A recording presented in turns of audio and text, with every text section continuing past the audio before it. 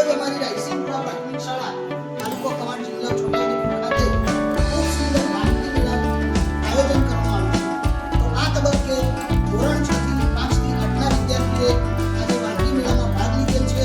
વિદ્યાર્થીઓ ખૂબ જ સુંદર મજાની અત્રે વાનગીઓ બનાવીને લાવ્યા છે. તો મિત્રો, આ વાનગી મેળાનું આયોજન એ વિદ્યાર્થીઓ પાકકલામાં નિપુણ થાય અને પાકકલા પાકશાસ્ત્ર વિશે શીખતા થાય તે હેતુસર અને ગુજરાત સરકારનો જે બેડલેસ અભિગમ છે એ અભિગમને પણ આ વાનગી મેળા દ્વારા સાર્થક કરી શકાય છે. વિદ્યાર્થીઓ રસોઈ કરતા થાય અને પાકકલામાં નિપુણ થાય એ હેતુસર આજરોજ અમે વાનગી મેળાનું ખૂબ સુંદર આયોજન કર્યું છે. વિદ્યાર્થી મિત્રો પણ ખૂબ જ ઉત્સાહથી નવી વાનગીઓ નવી વેરાયટીઝ બનાવીને અત્રે લાવ્યા છે. તો ચાલો મિત્રો, હવે વધુ વાર ન કરતા આપણે વાનગી મેળાની મુલાકાત લઈએ.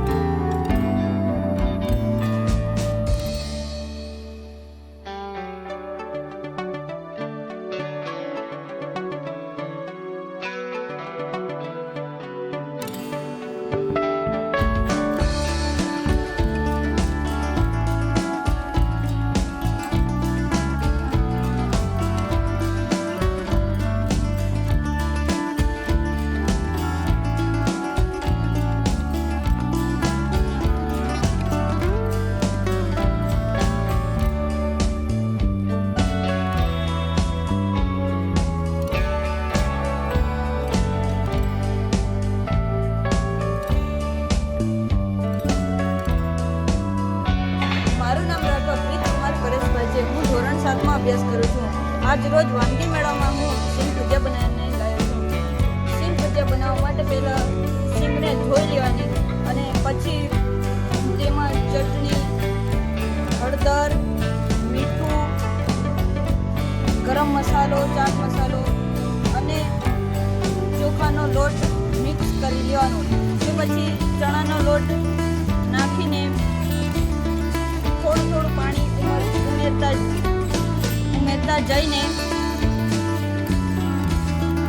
બનાવી લેવાનું.